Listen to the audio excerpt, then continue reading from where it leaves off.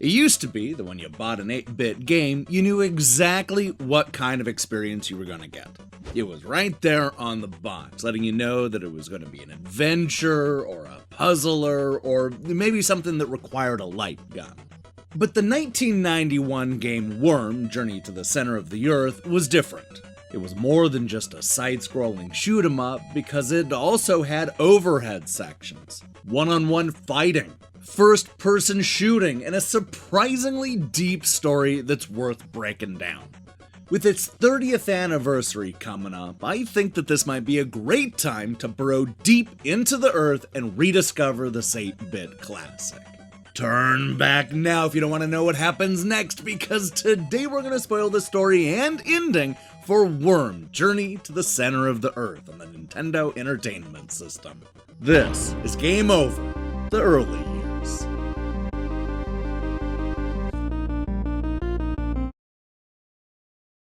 The year is 1999, and instead of partying, everybody's running for cover as earthquakes and devastating volcanic eruptions wreak havoc on a dying planet. Fearing that the cause of the impending apocalypse may be coming from deep below the surface, the world's governments band together to send a team of scientists to the center of the Earth using a multi-configuration vehicle called the VZR. Although they initially send down 4 of these VZR vehicles, all of them seem to break contact with the surface, and they're all presumed lost. A worried world decides to send down one more team to locate and rescue the other scientists, which is led by a young woman named Moby and her Marine Corps crew Dan, Locke, and Mike. The game picks up with the team 50 miles underground, right as they slipped through the G-point going into the underworld. Moby knows that there's no turning back now. It's here where they begin to pick up readings of life forms in the area. So they go and investigate a nearby cave hoping to find all of those lost scientists. What they find instead are a bunch of monsters looking to stop the team dead in its tracks. They also find this glowing blue crystal. I wonder what that's for. Oh, and hey, there's also this path behind the cave, which as it turns out is where Moby finds a survivor of the VZR-2. He reveals that the rest of the crew has been taken by the Underworlders and warns her to beware of their leader, Zolda. It's on Moby's way back to the ship when she discovers this humanoid creature with this horse-like face. He tells her to not interfere with the non-Malta Empire and threatens to send her to the lab. Yeah, she doesn't want to be sent to the lab, so they fight, and she brings the spare parts from the VZR-2 back to the crew. With a newly upgraded ship, they continue on to the underworld to learn more about this whole non-Malta Empire thing. They end up touching down at 125 miles underneath the surface, which is where the VZR-3 disappeared. They discover ancient ruins that look like they were made out of trinitride, as well as signs of life forms in the area. They shoot down some monsters, collect the glowing red crystal, and find a stone tablet with some ancient hieroglyphics. Moby deduces that because the VZR-3 crashed around here, the non-Maltas must have a hideout nearby. She explores deeper, revealing the princess of the underworld kingdom of Dynamor. The princess tells Moby that she was imprisoned by Zolda, who plans on ruling both the underworld and the overworld. Dynamor used to have 4 crystals that were used to prevent all of this from happening, but alas, those pesky monsters have stolen them, setting up Zolda's rise to power. Moby decides to free the princess, who reveals that Zolda has fled to the Magma Falls. Could this be where the scientists are? Who knows, but Moby and her crew decide to travel through the dinosaur-filled underworld to find out. They detect an earthquake at 240 miles underground. There are also life forms on the radar, so the crew once again shoots down a whole family full of Tyrannosaurus Rexes to collect a green crystal. Hey, what's that sound? Oh, it's just one of the VZR survivors stranded in a cave. She says that Alan and Davis are being held captive by the non-Maltas at, you guessed it, the lab. Moby races back to inform the rest of the crew, only to discover that, oh no, the VZR-5 is gone! The non-Maltas have taken it, along with Mike and Locke. This means the Moby needs to go back into the hideout to rescue everybody and hatch a new plan. It's while saving this green-haired scientist that they discover that the crew can just simply use the VZR-4 to complete their mission, which I guess means that it's time to take a trip to the control tower. They're now 696 miles below the surface, and the reality of the situation is finally starting to sink in. All this time, Moby has been searching for one single person. Yes, her mission was to find a bunch of scientists and reconnect communications, but her real goal was to find her friend Ziggy. She spent this entire game asking everybody where Ziggy is, even the little computer guy. Unfortunately, nobody's been able to give a straight answer, which is only making things worse. But even despite this, Moby remains hopeful that Ziggy is still out there and alive and well. But before that can happen, life forms are detected on the radar, which means that it's time to shoot down more monsters and find that last crystal.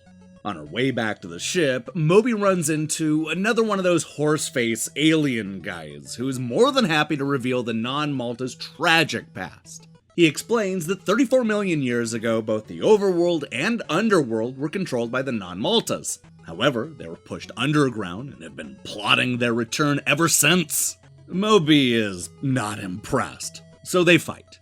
As it turns out, the non-Maltas were holding a very important captive, Moby's dad. The two are excited to see each other, but there's more pressing information. The non-Maltas have taken Ziggy's brain and, oh boy, I hope you're sitting down for this, transplanted it into a bionic monster named Bendel. Ziggy's brainless body is being kept in the lab, which gives us the game's most emotional moment as Moby says she loves him one last time. More than a little pissed off by this revelation, the crew sets out to defeat the king. What they end up finding is the VZR-5, which is now in control of the non-Maltas. The problem is that they can't just shoot it down, because not only are Mike and Locke on board, but so are those other crystals that they need to save the underworld. They decide that if they can take out the ship's drill, then that should, in theory, ground the VZR long enough to mount a rescue mission. It was tense, but this strategy ended up working, and the crystals are thankfully all in one piece. At long last, we can finally end this damn war.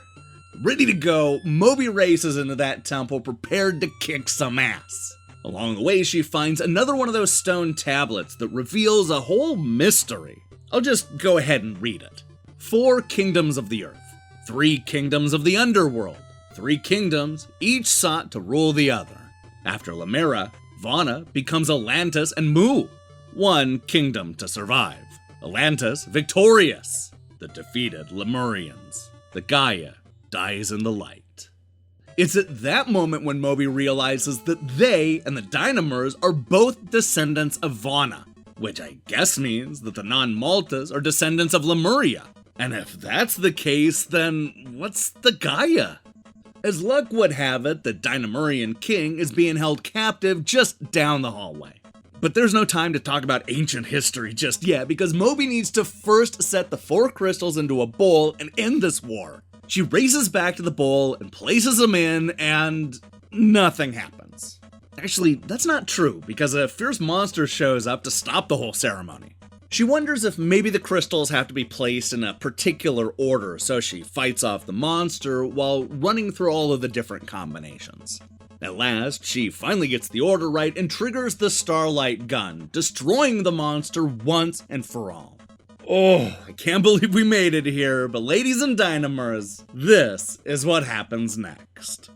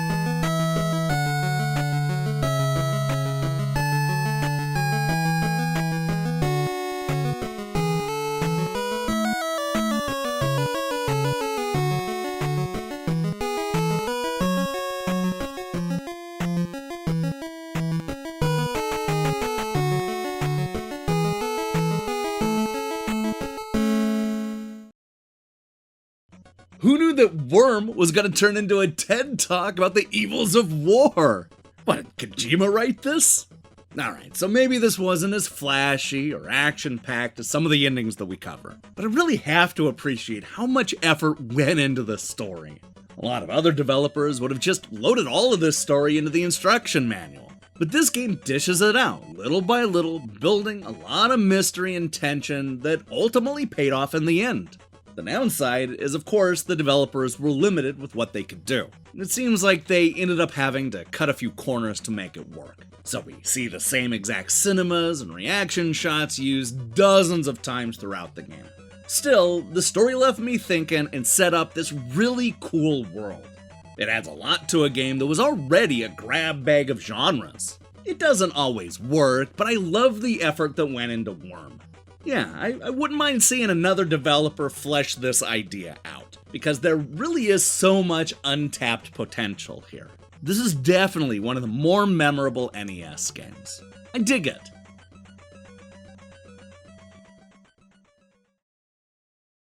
Hey, thanks for watching this episode of Game Over, the early years. You probably didn't know this, but this episode was suggested by a great viewer named Bo Bellegarde. You too can suggest future episodes by leaving your thoughts in the comments below. Now, here's the question I have for you. What is an old school game that you love, but nobody else remembers? Man, there's so many hidden gems out there from the good old days, no matter if you grew up in the 8-bit era, the Xbox 360 generation, or somewhere in between. Let me see your picks in the comments below. In other news, I'm hard at work on reviews of both Donuts and Justice and a fantastic game called Astalon: Tears of the Earth. If that sounds good to you, then I strongly recommend you click that subscribe button and support what we're doing here. Until then,